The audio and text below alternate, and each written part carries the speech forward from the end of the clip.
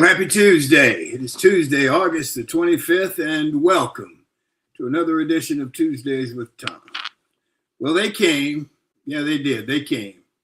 This past Saturday, Auburn football hosted a Tiger alumni event at the Wolto's football facility on campus. And former football players from the 1970s up through 2000 and whenever attended while the team scrimmaged and all partook in a healthy meal when it was over. When I say they came, believe me, it was an incredible turnout. I ended up parking 3 buildings from the hosting facility in a parking space that I ended up creating and hoped that my car would still be there when it was time to leave. That's how crowded things were.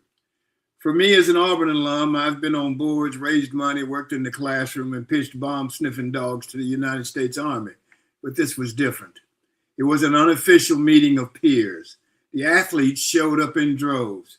Oh, yes. There was a scrimmage of this year's team going on the practice field, but no offense, but all the excitement was among the ex-players, teammates, managers on the sideline, and their families.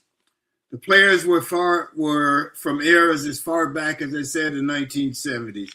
Many of those were my teammates. It was great to see them, even though there were a couple I had to ask someone else, now who is that guy? For me, it was special.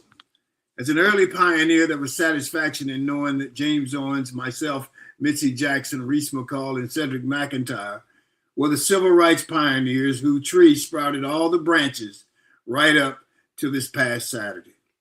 I thank Jarris McIntyre for his invitation to all of us. I thank Coach Golish and his appreciation, his insight in hiring Jarris as an alumni coordinator. Jarris played at Auburn in the early 2000s. His dad, Cedric, played in the 1970s. That covered quite a few alums. Hopefully that type of strategic thinking will bring positive results on the football field. So let's see, our G-List guest today is Mackens Audena. Mackens is an attorney. He has an MBA. He's a business consultant and a speaker. He's dedicated to helping men build internal stability, strengthen relational skills, and redefine power, leadership, and personal growth. Let's see. Our show today, of course, is brought to you by the firm of Best Girl Inc. So let's hear from Best Girl. Best Girl is a consulting firm that provides customized leadership, access and inclusion, public relations, communications, and organizational consulting services.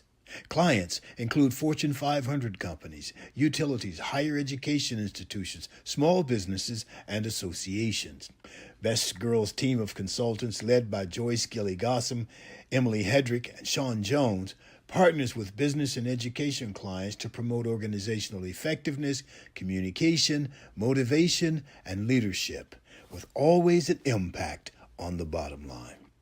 Best Girl's customized consulting services include strategic planning, corporate communication, executive coaching, fundraising, and economic development.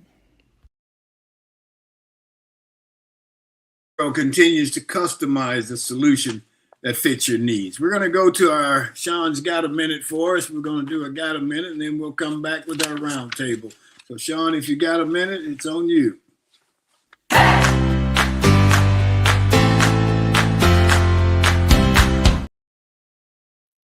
Good morning to everyone joining in with us. My name is Shantia Jones, and this is Got a Minute. It's Tuesday, so let's talk about guilt. Can we talk about how the guilt that sometimes comes with wanting more? I think sometimes we convince ourselves that we're truly grateful for what we have and we shouldn't want anything else. But two things can be true. You can appreciate where you are and know that you don't want to stay there. You can be proud of how far you've come and know that you're capable of more. You can love the life you built and still want to build something different. That does not make you ungrateful. Sometimes it just means you've grown, and that's the part that we forget. You don't have to hate where you are to decide that you're ready for something new. You don't have to minimize what you've accomplished just because your dreams have gotten a tad bit bigger. So if there's a little voice in you saying, I want more, maybe don't feel guilty about it. Maybe you're just ready for what's next. And that's it. That's your minute. I hope you all have a great day. Thank you all for joining in. My name is Shantia Jones, and this has Got a Minute.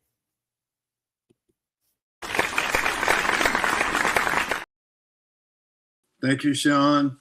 Okay, let's go to the round table and have a little discussion here this morning. I think Barbara Wallace Edwards, you got to leave us early, so why don't you start us off this morning?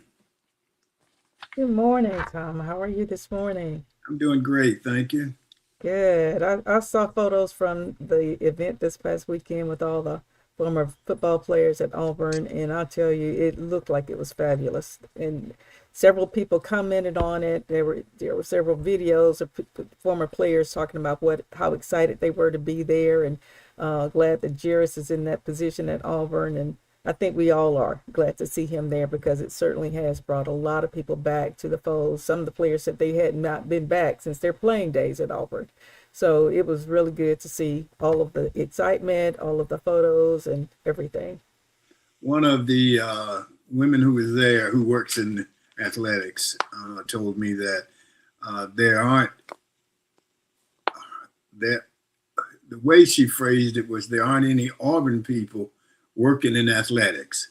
And so I think that's what made it so special, was that the people saw people who they knew. Yes. And recognized people. And yes. That made it really, really special. And like I said, there was a scrimmage going on, but I can't tell you what plays they ran, because I don't know who was talking to who. So. Oh, wow. And with that in mind, I want to solicit prayers from one of our fellow Auburn graduates and a former football player at Auburn, someone you know, AJ Ruffin. AJ was in a very critical car accident early Sunday morning here in Birmingham. When I'm not here in Birmingham, but they're in Birmingham. He was on his way. He had gone to take some of his friends to the airport, who was taking an early flight back to California, and was coming back, going home around 4:30 in the morning. And no one knows at this point exactly what happened, but he and the other car were going southbound on 65 right there to Green Springs exit. And the other two people were killed. And AJ's, like I said, in critical condition. I understand that he has serious injuries. Had to go through a 10-hour surgery on Sunday. I think they had to do some reconstructive surgery on his face. And it was, sad situation. So please keep him in your prayers. Okay, do it. Yes. Wish him well. Thank you. There are several other things I want to talk about, but I don't know if we want to go ahead and get Michael and Barbara on, or I can go ahead and mention those now. Okay. You do. You got it. So. Okay. Well, one thing I want to talk about, back in July of 2025, Trump signed a law that makes adults 55 to 64 years of age prove 80 hours of work a month to keep their SNAP food benefits.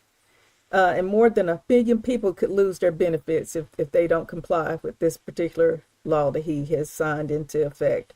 And, some people are not on SNAP just for the fun of it. Many of these people are not able to work. They're not able to get out of their houses even. So for him to sign something like this into effect is really sad. They say it doesn't have to be a paycheck. People can, compile volunteer hours or community service hours, but they have to submit 80 hours of work, of some type of work. And again, they have to, if they don't meet that requirement, they have to file for an exemption, which is not being reviewed very timely. So people are going to suffer as a result of this thing going into effect. And I think it's sad that our seniors and our people with disabilities are having to deal with that type of situation right now.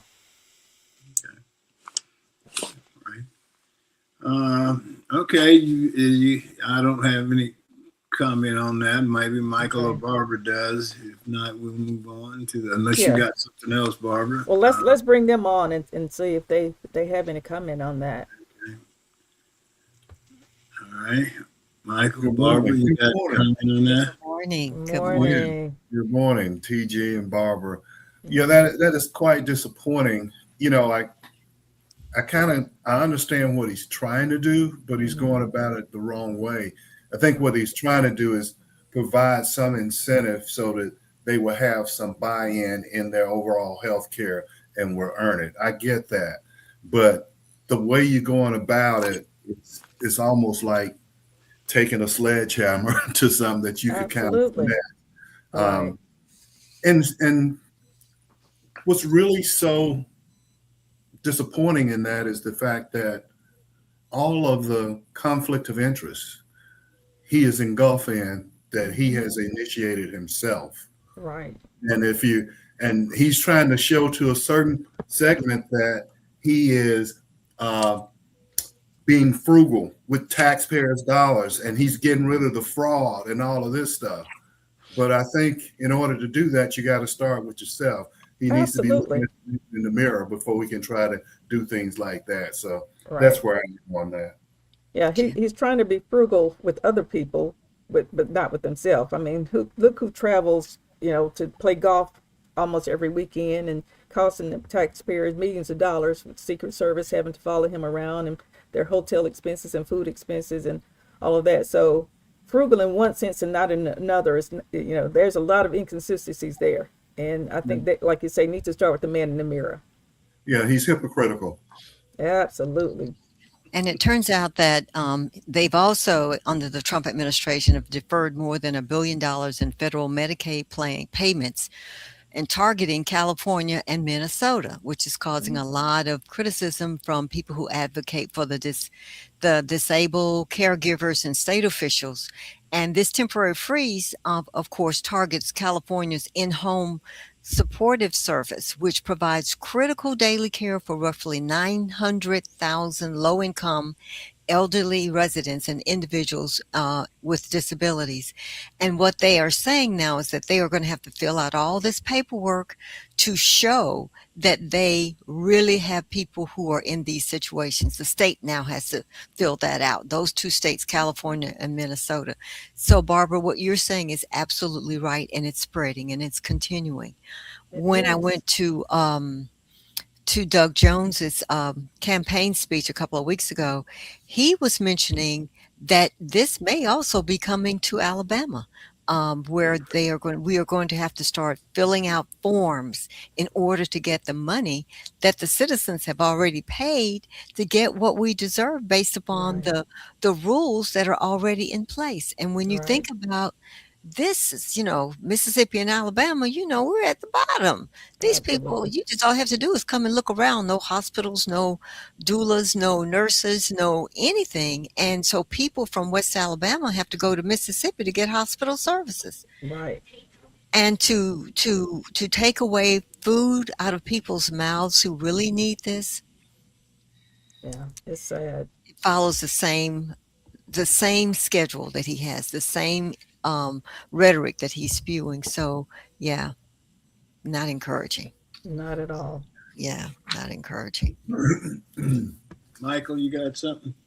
Yeah, I got something I kind of want to run by you guys. It's an interesting story, a little bit funny. Jed York, and Jed is spelled J-E-D, like Jed Clampett and stuff. He was arrested over the weekend on charges of prostitution. Who is Jed York? He's the former San Francisco 49ers owner. And it was like, and he has been given a 2-day jail sentence and a $1,150 fine for his activities involving prostitution. And what I found it to be kind of funny about this is they say that he will also charge with a count of possession of a criminal tool. I wonder what tool was that? Yeah, really. I would like to know as well. Wow. I mean, I just wondered what tool was he having that was considered criminal. I couldn't help it. A lot of imagination. I don't want to. Michael. Yeah, I was going to say I don't want to imagine that. I don't know. when you look at it, they had the definition of the code And one thing says possession or control of any substance, device, instrument, or article designed specifically adapted for criminal use. Oh my. Oh my. Oh my. Oh my goodness. I couldn't help it. Oh my Yeah. goodness. Sad. Speaking of football, Tom, what do you think about this tight end that played at Ole Miss and he left and signed on as a walk-on free agent, I think with Philly and somebody else, 2 teams. And now that he's not going to make it this year, he has petitioned and he is going to go back to college and he's going to join Lane Kiffin at LSU now. I think he played for Lane at Ole Miss, didn't he? Yes, he did. Yes. Yes. I don't know. I think that's part of what screwed up Yeah. the whole college football thing. But Mm-hmm. for him to be able to go back seems to me unfair to some of the other kids. Absolutely. But, Yeah. you know, who knows? Yeah. Lane is kind of I don't know what Lane is, but I don't know that he's right now being good for college football, other than being good for Lane. Right. But Michael, it follows that what they did last year. Alabama brought the young man back on the basketball team. That he played in the pros Yes. and didn't make it, and he's back. And I think Auburn has brought some players from overseas that play semi-professional or something on basketball. So it's sort of the same type of thing. If they've ever played on professional level, I don't think they should be allowed to come back and play college Now, level. I and agree. so did he take a paycheck in the NFL? Yes. Yes, he Well, did. see, that you used to couldn't do that at all. That's That was right. totally Right. out. Exactly. You got paid Exactly. somewhere else. You could not come back and play on a college level. Of course, that's Right. when they were supposedly student athletes. Right. So I don't know, man. I don't know. I don't think I'd be for it, but I mean, where does it end? I want to know at what point. I mean, could Cam Newton come back and play? He played. He's left no early, longer didn't playing in the NFL. Yeah. Why can't he go back to college and play again? He feels like he's still, viable and can still play and contribute. So, I want to know where does the line? What's the line? I don't know. And I don't think some they of know. this is- they Yeah, don't know right. either. And some of this really is just going beyond the pale of just common sense. Take, for Right. instance, Ennis Cantor Freedom, who played center in the NBA. He's out at a WNBA game with a shirt on with the word woman, a noun, a female adult human, and, got into some type of altercation, argument, oral altercation with a player from the Chicago Sky that took Right. offense. And, if you're a guy that played in the NBA, come on, man, really? Right. Why do you care what Right. the WNBA is doing? And why would you insert yourself into this controversy about trans women and stuff like that? And I don't get it. I really do not. Agree. I'd be embarrassed to even say I'm going to go out for the WNBA. I saw a clip the other day where it said number 1 draft pick for the WNBA, Ennis Cantor, and then the number 2 pick, Royce Willard, or whatever that brother's name was. And then they had this one girl that's 6'6" as the number 3, and Juju Smith-Watkins, the girl from USC, Yes. Mhm. has her listed as 6'2" as the number 4 pick. So now what you're telling me, if these 2 knuckleheads weren't in there, these 2 young ladies would be first and second pick. Right. And I it's mean- interesting to me, the men's basketball is paid so much higher in salary. This to me is just like harassing the WNBA because they don't get paid that much. Why are you coming back and doing something to make yourself in the center of the WNBA? Go to the NBA, play and and get paid. Why are Well, you they- bothering this group of The people? problem is they can't make it in the NBA. So they're trying. They want to try for the WNBA. I guess they figured some money is better than no money. So even though it's not the same level, they're getting paid. But I totally disagree with their outlook on that. They just need to go home and sit down. Try coaching. Coach Try high something school, else. okay? Yeah, Coach right. something. Get a little league or something. I don't know. Right. Become a little league coach or something. Little league coach, anything. Since you brought up Little League, I have to tell you guys about Yes. this. I don't know if you heard it. You know the Little League World Championship Yes. series is going on and stuff? Well, last night there was a Little League championship game going on between Alabama, represented by Phoenix City, this Right. Little League team out of Phoenix City, and a team from Pennsylvania. And the score was like 5-0. Pennsylvania was up, okay, or something like that, ridiculous. And so the coach for the Phoenix City team brought them all over, and he took out the pitcher that was pitching and gave the ball to this other person. And I was looking, and the person had a ribbon tied in the hair. Yes. The girl. like, Yes. I There saw was a her. little girl that just Yeah. happens to be his niece and stuff. And she went out there and she started striking them out, and the team rallied. And the guy that he took out from pitching, he hit like a double or a triple. They came from behind and won the game. Wow. And Wow. one play that was really interesting is she threw the ball and the guy from Pennsylvania hit it. She caught it with a glove and then turned and threw somebody out. It was pretty cool. He's good.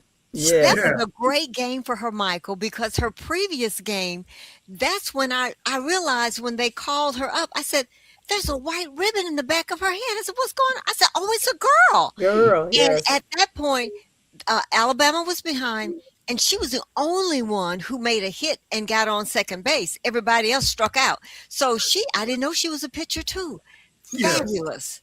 Yeah. That is fabulous. Wow. And I had a friend from Memphis who I had been in high school with. I hadn't heard from him in years. Have you seen Alabama playing the Little League World Championship? I said, oh my gosh. He let me know. I didn't even know. And so we were back and forth texting, said, oh, look at her. Look what she's. Yeah. So it was exciting, Michael. That was a good game. Yeah. Yeah. It's cool. There was a great story from Concord, North Carolina about the little boy who waves. Have you guys seen the little boy who waves? Mm-hmm. Little Yes. boy who stands there, and everybody who goes Yes. by the street, hey! Right. Well, all the people in the neighborhood are pretty much seniors. Yes. And finally, one of the men went across the street and started talking to the little boy. And now he's got a village around him. Oh. And it's just a beautiful thing to see Yes. how the people have responded to him. And Yes. and his his mom was telling him not to go over there and bother the older man, but the older man said, let him come. This is my buddy. This is my friend. I thought it was just a great story. They become Great like story. grandparents to him and attend all his games and Yes. special awards events at school and everything. I think that's absolutely wonderful. Yes. Yeah. Nothing He like waves grandparents. at- Hey, he waves at Right. everybody. Hey. I love that. Great Yeah. story. Yeah. Okay, Have has you all anybody got anything else before we go forward? I've got one little short thing. Have you all heard about the flock cameras that police are misusing and how they're spying? Historically, they have been spying on their ex-wives, on their girlfriends, and some have even been tracking single women that they find attractive. So there's been a lot of conversation around it, and a town in Texas ended their flock contract. They said, we cannot stand for this in our city. Denver has ended its contract earlier this year. So people are really organizing under the heading of deflock. And that's DEFLOCK. So let's get rid of the flock program, because it's stated by the organization called DFLOC that there are no guardrails, no regulations, and only if they really need to pinky promise, they will. But it's a Fourth Amendment violation, full stop. They are coming down. Their goal is to get rid of all of these flock videos and tapings of cameras. And I learned that in the city of Hoover, we have about 100 of them at certain intersections, and I have seen them. Yes. at certain intersections. And I'm pretty sure that a DFLOC organization will be coming to our city soon. Yes. I wouldn't doubt that. Yeah. Okay, anybody got anything else? I'm going to have to drop off, guys. Okay. Okay, You on Take next care, Barbara. week. Barbara. Thank you. All right. Bye-bye. Okay, well, let's move on to our G list guest today. Hollywood's got the A list, and here on Tuesdays with Tom, we have the G list. And our G list guest today is Mackens Audena. Mackens, I hope I pronounced it correctly. But Mackens is an attorney. He has an MBA. He's a business consultant and a speaker. He's dedicated to helping men build internal stability, strengthen relationship skills, and redefine power, leadership, and personal growth. As we discuss his work, the power of internal stability and what it means to rethink masculinity, leadership, and personal growth. We look forward to this conversation. Good morning, sir. How are you? Good morning, Tom, Michael, and Barbara. Good Good morning. Morning. All righty. Where do you want to start? Tell us how we start with this. Yes. Masculinity, leadership, and personal growth. Okay, awesome. First and foremost, I want to thank you guys for having me and giving me access to your audience. This is a passion of mine that I started really, I want to say 2017. It's something that it unfortunately took me too long to understand what was happening as men, as Black men. This is something that we are, as a society starting to catch and understand that there is a lack there, and rightly so. But what happened is around that time, my wife and I, we were having a breaking point in a relationship. And prior to that, I struggled with how I showed up. I was inconsistent with how I was showing up. Now, I'm a person who, you described the credentials. I have a law degree, I have an MBA, all of that stuff, but it didn't necessarily, those credentials didn't actually make me show up as powerfully as I could. And I struggled with that for a long time. And it wasn't until that point when she had made the decision that she was going to leave that she started to then do what was necessary to, live life on her own. And as a result of that, she started to confront her fears. And I saw her confronting her fears, and it absolutely showed me that what I had been struggling to figure out what was happening was fear myself. As men and boys, we were taught that fear has something to do with, physical threat.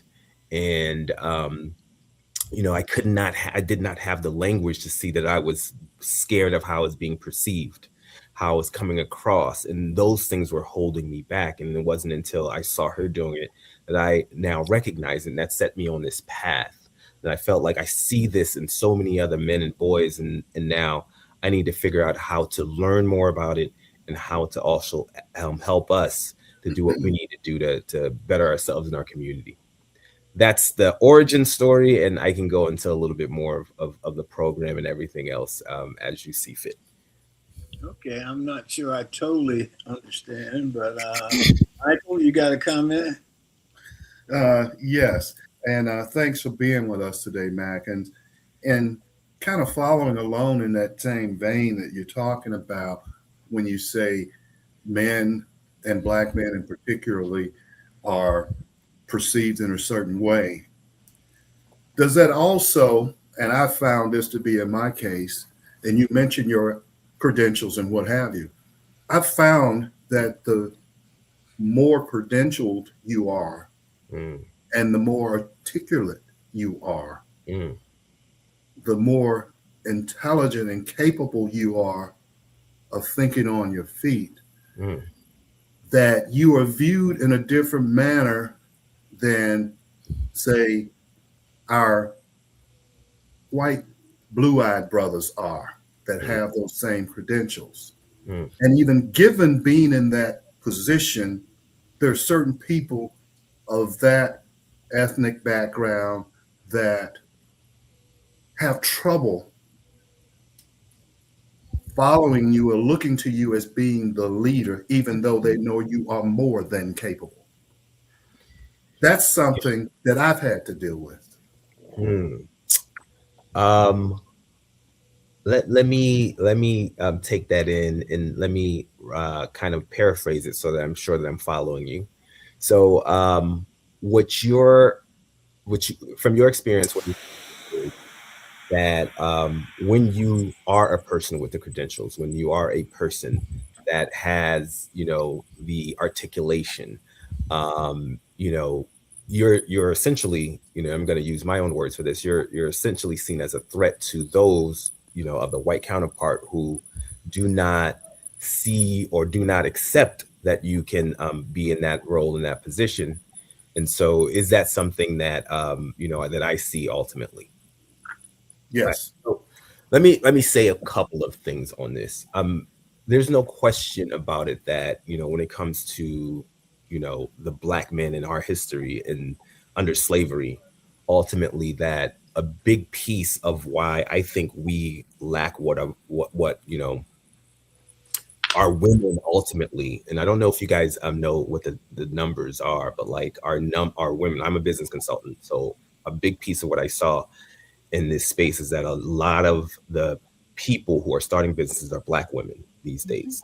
Now the truth is that the numbers in terms of income, black men still are, they make more than black women, but a lot of that also may have to do with the fact that we have black men who are making so much more. So we're talking, if we're averaging things out, that's what's probably still accounting for it. But the trajectory shows that black women are, outpacing black men. And so, if that is a concern for you, and I think, we, a lot of us actually like the traditional way of doing things. Is not to say that we want to take anything away from our women. The two of us coming together is what makes us powerful. Okay, so long story long is that, ever since slavery, the idea was emasculation of men, because obviously a physical threat is a big problem. There's no question about that. So this is the thing with respect to what I talk about with relational power, right? Physical threat is seen, it's more visible, it's more destructive, but that's precisely all that it does, is it destroys, right? I can destroy physically, but ultimately, if you're trying to build, that comes from, the ability to cooperate with one another. Those are relational skills, right? And so this is what white men have been able to be fearful about, is like that physical threat. And so they've been holding a large segment of our population down because of their physical fear of it, right? And so if we were ultimately one melting pot, as they say, they wouldn't be so fearful of us, and we'd be able to cooperate and use those skills towards construction and building and making this country great, as as it should be, as opposed to this whole idea of great again type of thing. Okay. I've said a lot there, but the point here is, it definitely does exist, number one, and I think the issue comes from the idea of the physical threat to their their masculinity, and the idea that the whole idea of power is from the physical domination sort of thing. Mhm. Okay. Okay. So basically, what you're saying, if you have somebody that has presence and charisma and all that other stuff, that brings about what I just described. Mhm. I don't know that it necessarily needs any of that. Like, your physical presence may be enough. And so let here's the thing. So this whole situation where we have, for example, Trump in power, the reason that it is happening, and I don't know, again, I don't know too much about what you guys know about the current atmosphere, in at least in the Western world, but I think it's probably global, is that men are resentful, they're angry. You have the incels who are just going around like, I can't get women, so I'm gonna kill everybody. You have, a group of men ultimately, joining these white power movements. Ultimately, it's because they Mhm. feel powerless, right? And so this is not just black men, this is men in general. And the reason that this is happening, I mean, there's multiple reasons that this is happening, but one of the reasons it's happening is because men were thought to have the skills and the knowledge that was necessary to build. Like they were thought to just have it, which is one of the reasons why when we started focusing on investment, we started focusing on investing in our girls. Let's teach them math, sciences. Let's, get some money to, for their businesses, because we thought men just had it. What was misunderstood is that white men, were the only ones that had access to power. And so what you had is some would make it that were white. The vast majority of white men do not make it. They're poor, not making it. But the idea, the lesson that was thought to be learned there is that you guys just know it. And so there wasn't an investment in boys as well. And so now what you're seeing with an economy that's service-based, right, as opposed to manual labor. We've been losing manual labor to automation and computers. Is now you're seeing the lack there. They do not have the managerial skills. They do not have the interpersonal skills that are required in a world where it's service-based, where it's required in a world where we have to talk to one another. And so this is also part of the reason why women are doing much better. It's not that it's a combination of their being invested into, but it's also because these are the skills that were always, relegated to quote unquote the areas of women, right? Like in the Bible, they say the woman is the neck that turns the head. Well, you don't do that physically, right? It's conversations. It's like, let me figure out how to quote unquote, and I'm not calling women manipulative, but how to manipulate the situation, right? It's like, I need to figure out how to move this man to go and do these things. These are the skills that were being told. And so the thing that we don't realize is that when we look at the men that have been powerful throughout history, what we see is the noise. They're loud. Trump, for example. Trump is a perfect example. What we're going to think about when we think of Trump, first of all, he probably couldn't beat anybody up, like physically, right? Right. The thing is, what people who are going to describe it up are going to look at is the noise. Like I can take down or whatever. But the truth is that Trump's skill is in being able to connect with people. His skill is that he can have a whole group of people think, you know what, he's my guy. He's a rich dude. He's been born with a silver spoon in his mouth, but he can connect with the working class and have them believe he's one of them. That's his skill. That's a relational skill. That's the thing. Like if you look at any organization, the leaders, even if we're talking about like violent gang organization, talking about military organization, the leaders are never the ones who can beat everybody up.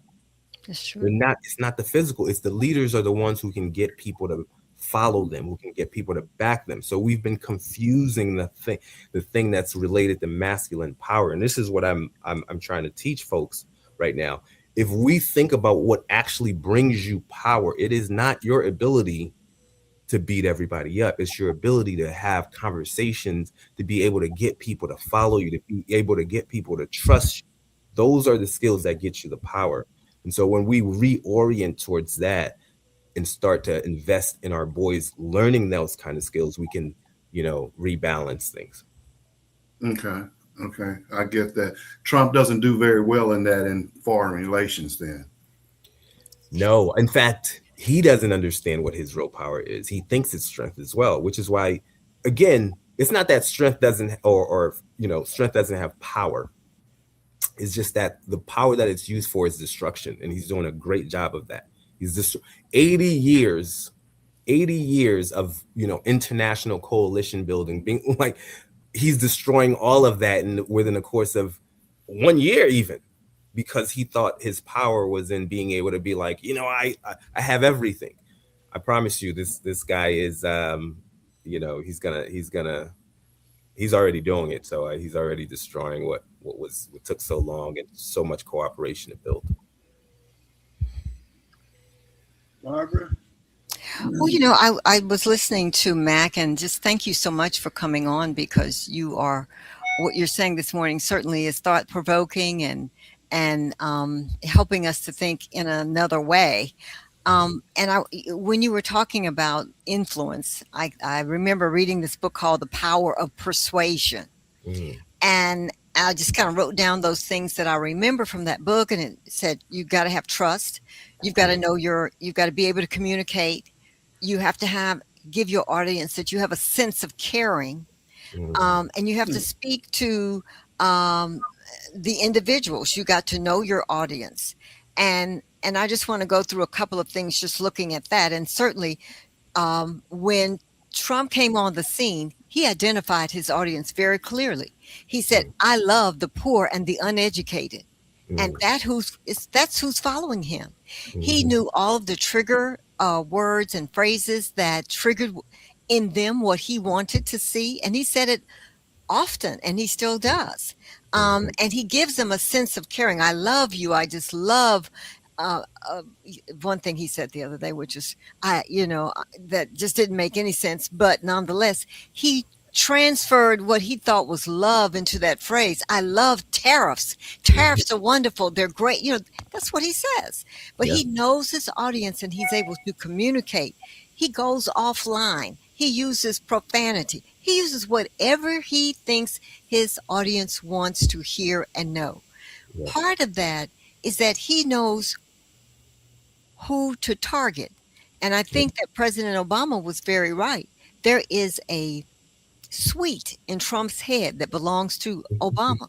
He yeah, cannot stop talking about this man. It is as if Obama is always following him. No, you're following Obama, President mm, Obama. This is the kind of power of persuasion, because what he says about Obama is what his audience wants to hear. yes, Whatever it is that makes their temperature increase and their anger boil, that's what he wants to. That's what he says. That's what he does. The other thing you mentioned about, I thought you did a wonderful job. I wish you had just kind of done more. mm, Was about the relationship with you and your wife, and mm, that relationship of being married and knowing how to show up. And I think in everybody's marriage, how we show up with each other is different in our 60s than we showed up when we were in our 20s or our 30s or our 40s, mm, because you're either going to grow together or you're going to grow apart. And mm, in Trump's relationship with our country, he seeks to help us to grow apart. He wants to take down everything that he thinks is going to help women and people of color. That's what he's doing. And he yeah, wants to elevate the men, particularly the white men. But most of them are not prepared. Most of them are not prepared because since 1976, I have noticed once women were integrated in the state of Virginia into the University of Virginia in 1972, they could actually go there. William and Mary had been going for probably 40 years before that. But nevertheless, mm, power structure has started to kind of change. And what mm, has happened is that when I was in law school, in my law school in 1976, over 50% of the people in our class were women. There were more women in my law school class than there were men. mm, 30% I'm sorry, 25% of those who were there were people of color. mm, Hispanics, Native Americans, African Americans, men and women. We were different. We mm, were different. And so we went out into the world in a very different way. And what we found is that the rest of the world was trying to catch up to this mm, very unique school called Antioch School of Law in Washington, D.C. We were cutting edge. And so people did not have clinical studies when we were there. But all of these women were leaders in those clinical studies. We had, I think, half of our professors were women. It was just a very unique place. So to mm, come into the world and to see what's going on now, I kind of understand it. Yeah, I guess I would be afraid too if I was a white guy. All these women are coming and they're coming quick, fast, in a hurry, and they are carrying suitcases of credentials. mm, But I think that because we have to live in this world together, we don't want to be the neck that turns the head. We want to Mhm. be in the ear and in the heart and in the mind. And that's what we have to do. We have to get on a suite in our guys' heads as opposed to just be turning the neck, you know. Wait. So explain that to me. The difference between the two, like being the sweet hair in the ear, heart, and mind, as compared to the neck. Explain to me what your in, understanding of the difference is. in the heart, there's the heart to me brings about love. I care for you. I want the best for you. So we want to have Okay. that going on between the man and the wife, the husband and the wife. Right. In the head, okay, not only do you think and you have ideas, but you come to me because you Okay. respect what I think and my ideas.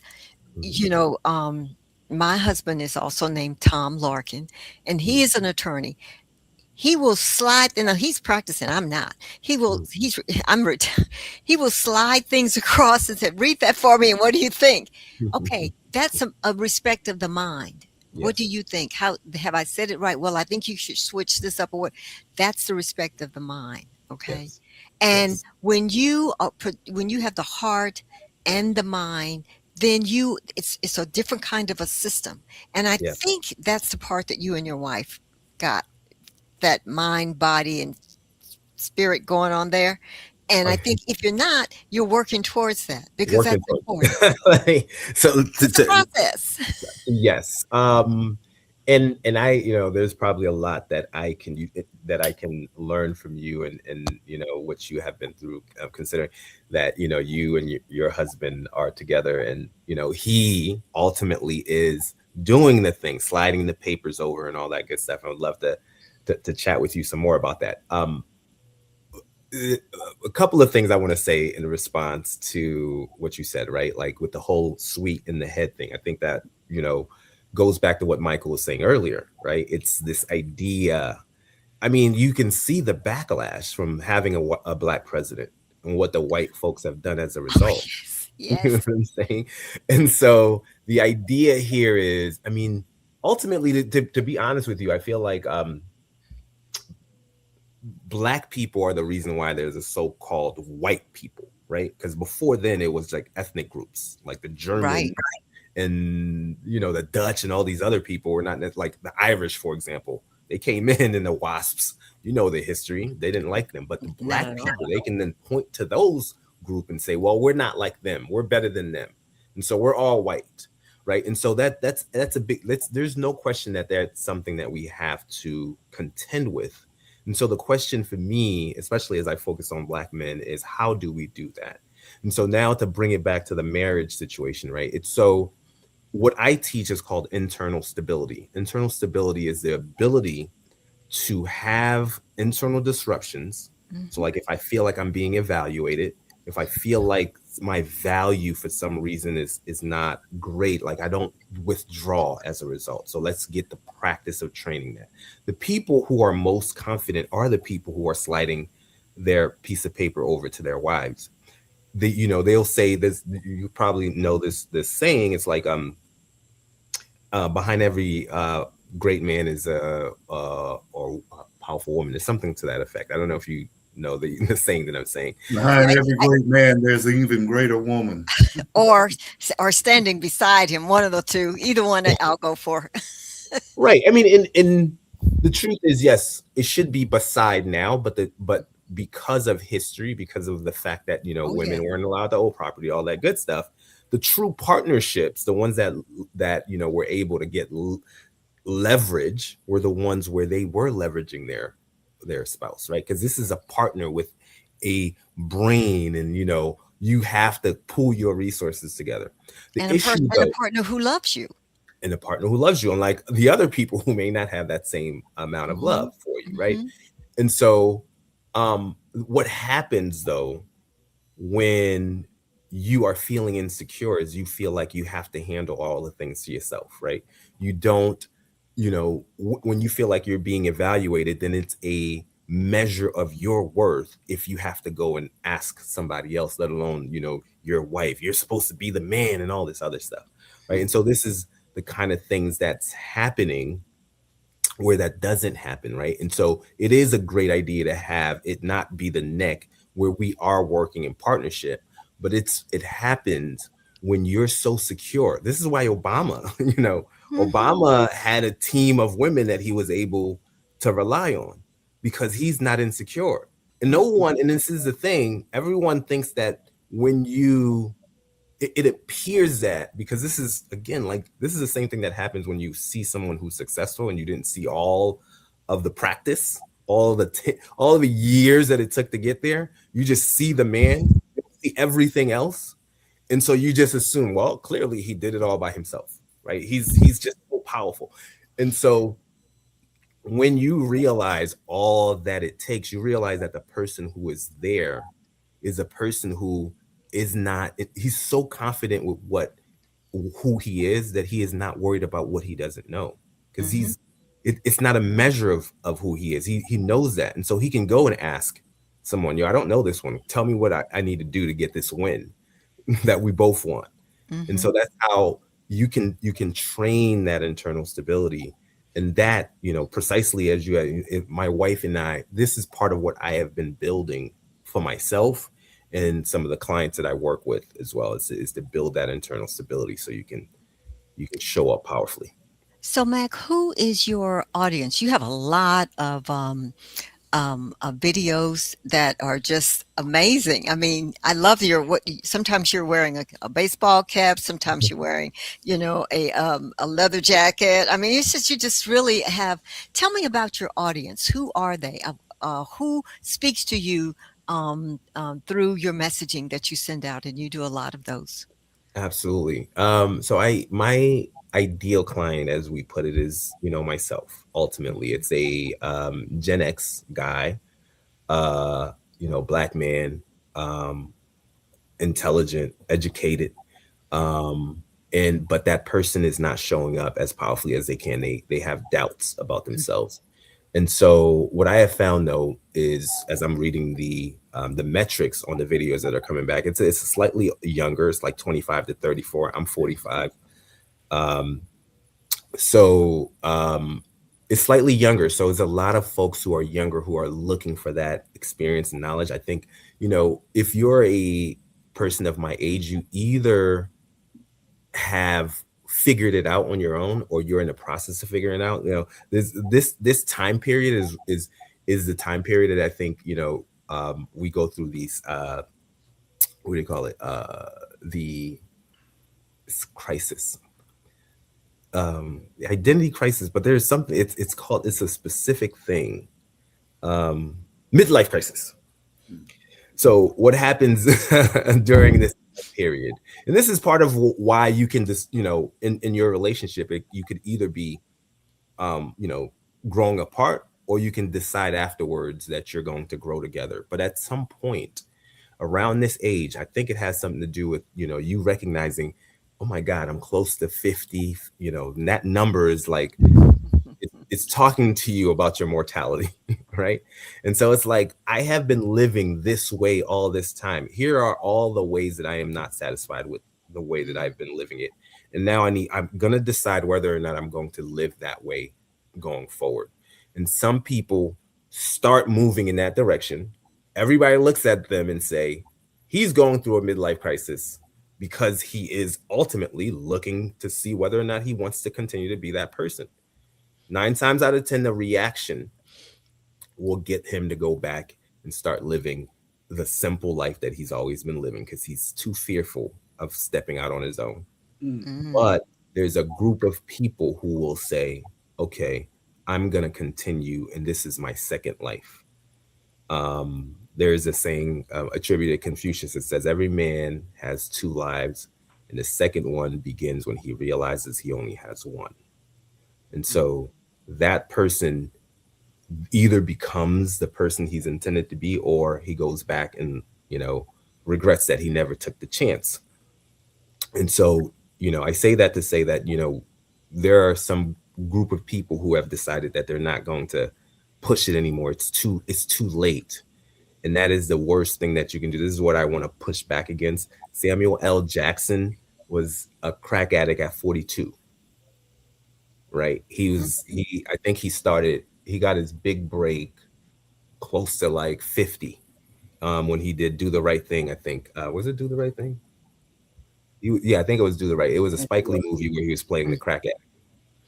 So the idea that, you know, you can be confined to a box and your life is over is just silly. And so this is why I focus on that group for, and I also think that, you know, that's the group that's going to be responsible for raising the younger generation so that they can get their acts together as well. So, so that's my audience. Okay. Okay. Well, I want to say thank you. Appreciate it. Enjoyed having the conversation with you. Yeah, and I want to pitch in a little bit here. I don't know. Maybe I'm missing it, but we have a business here. And other than Michael, everybody that works in this business with me are women. And, you know, hey, we get the job done. That's what matters to me. And we haven't had, you know, now I will say this, and Trump got elected by white women. Mm-hmm. And if you're especially Southern white women, Mm-hmm. to me, are still in the, well, whatever Jim said, that's what I'm going to do. That's right. Oh, yes. Jim said, vote for Trump. I'm going to vote for Trump. That's correct. And without a second thought. Mm-hmm. I think that still occurs in Alabama and Georgia and Mississippi and so on and so forth. That's Not right. all of them. I'm not saying everybody does this, but that's the majority. Mm-hmm. My wife and I are partners. I don't try to tell her what to do. She doesn't try to tell me, but we sit down and we work it out. After 30 years, we figured out the way the partnership is what works best Mm-hmm. for us. I think that you know, white guys, been around them all my life. Most of them expect to be in the lead, Mm-hmm. and they can't. Sometimes it's difficult to deal with a black man who has the answers. And, you know, Michael just got to be president of this organization. And it wasn't the white folks who didn't want him. It was some of the black folks who didn't want him. So I don't know. I don't find, I think that people, I don't know. I agree with the thing about leadership, about people getting folks to move in a certain direction. I agree. That's what leadership is to me. If you can get people to go Mm-hmm. in a certain direction, and how you can get them to go in that direction. Can you do that so that everybody still has their dignity, everybody still feels respected, and so on and so forth. But this is the way we're going to go. I think that's very, very probable. My son's 45, 46. And he and his wife, 5 children, they have a great relationship. Maybe it isn't perfect. Maybe it isn't the way I would do it. I'm from an older generation, and I think a lot of what I do is based on how my parents reacted to each other, and how my dad reacted to my mom, and my mom reacted to my dad. It was a partnership. After 50 years, it better be a partnership. So I don't know. I just think that, you know, I was thinking about Gordon Thompson. Gordon Thompson, I was working at Bell South. Gordon Thompson, I was in West Virginia, and Gordon Thompson worked for Bell South in West Virginia. And I had to go up and have a meeting with him, and I was sitting in the hotel lobby waiting on him, and he came down to see me. And I'm the only person sitting in the lobby, and he asked the woman, he told her he was supposed to meet a Tom Gossam there, and he didn't know, where was he? He didn't see him. I'm the only somebody sitting there. And the woman said, But well, you didn't look like that might be him over there. You might want to check with that guy. So, Right. you know, we've made a lot of progress, and We I have. am worried more about my son's age bracket, because I think this last election there just seemed to be a lot of nonchalant people about it. You know, if you're from my generation, you you're adamant. You this is what we got to We do. are. We We are. talked earlier about Westmore and so on and so forth. This is who we have to follow. This is where we have to go. But I found a lot of people in your age group, Mac, I'm basically talking about my son and so on and so forth. They don't have that intensity about it. It's not, we got to do this. We got to do it this time. They don't have that. And I don't know if that's good, bad, or it's just that I'm just older and need to get out of the way. I don't know. But anyway, that's my comments, man. I appreciate that.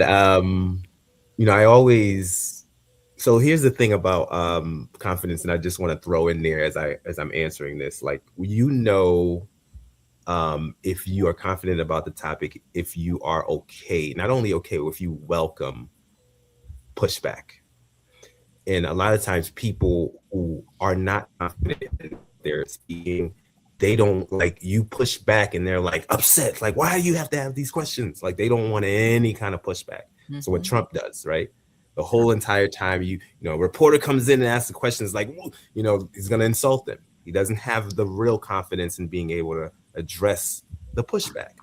And so I wanted to throw that in. So I appreciate you for throwing the pushback, because, you know, I'm also searching for how to best deliver it. And I don't know precisely what it is that where I'm not connecting. So if I hear a pushback, it's like, okay, now it tells me where I need to focus what I'm saying.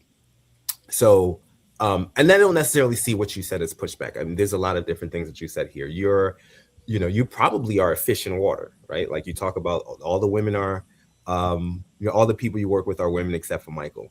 And so it does happen to be the case that what I say is, stumble upon these things. Like I said, some white people, the only white men were the only ones with access, right? Some of them stumbled and became successful. They don't know why.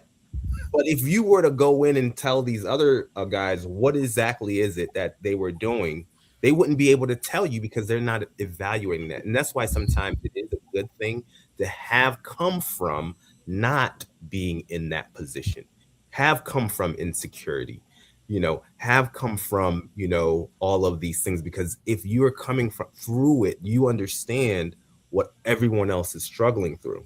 And so you can point out what's happening and what's not happening. And it's a possibility that that's what's happening with you. It's like, I'm just doing what I know to do. And you can't see what other people may be struggling with. Now, with respect to this generation, I think a couple of things, right? The first is that there isn't necessarily a you know, like a one leader or focal point. There are so many different issues, and there's, you know, like you said, there's been a lot of progress made, and so it's harder for us to be like, okay, here's where we all can rally, you know. And it's easy. It's part of the reason why Trump got Obama, like we talked about. If I can give you one enemy that we can all focus our energy on, then we can coalesce the group, right? And so I don't know that. So it's easier. Like the impassionate thing is easier to get people to rile up against it. But the one that is longer lasting is the one that takes more work. And so for me, you know, that's why I think, you know, yes, it is the case that, you know, as Black men, as Black people, we have a lot more to have to contend with. But I think the thing that helps us in each situation is the ability to take that hit and not let it break us down. So if you're sitting there and this man is not recognizing you as a human, some people will be like, okay, well, that means, the racism is too much. I'm not going to keep on going. That didn't stop you.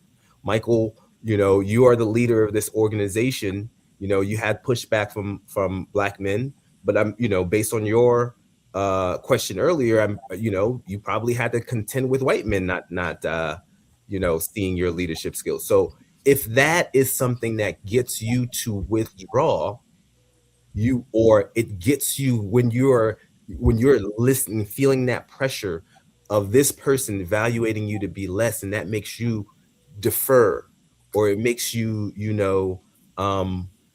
show up smaller.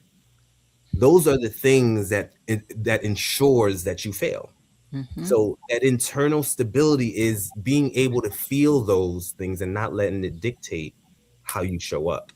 Right. And that's what I was saying. Like when I was struggling with this, I'm like, I am showing up inconsistently. Sometimes I feel powerful, sometimes I don't. Well, that's because the pressure in any given moment in the room that I was feeling that pressure would get me to respond differently.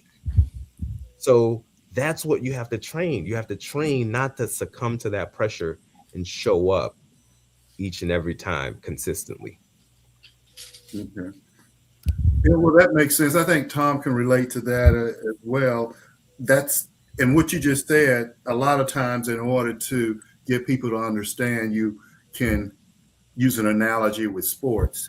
And when you're part of a team, whether it's football, baseball, basketball, whatever, and the game is on the line, you guys, can you show up as much consistently and be at the top of your game? And that's what you're talking about. And we have to do that mentally in this world. Indeed. That's it. That's exactly it. Yep. All right. I think Tom is talking. I can't hear him. Tom, we can't hear you. We can't hear you. I don't know. His sound seems to be off. He's muted somewhere. Yeah. Okay. Mike, you may have to take us out. I also think that if you go back, and I can go back and look at my uncles and that generation. His mic is muted. You're muted. Yeah. Muted. Yeah, it may be a Wi-Fi situation too. Yeah. Okay. We're beyond time now, so we probably need to go ahead and close it out. Mackens, I want to say I appreciate you coming on and thank you, Mac. Appreciate you guys. Great talking to you. We'll look forward to hearing from you again. Tom, are you back now? I see you off of mute. Can you hear us? I don't know what that is. Can you not hear me? We hear you now.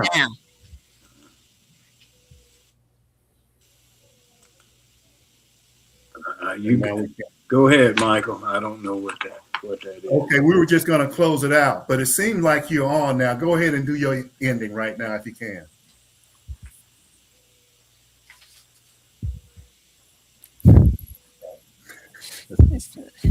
Mike, you on? Okay, we're going to go ahead and close it out. Mackens, thank you very much for coming. Thank you. And we look forward to seeing you again. That's our show for the day. Thank you. We'll see you next week. Sean, take us out.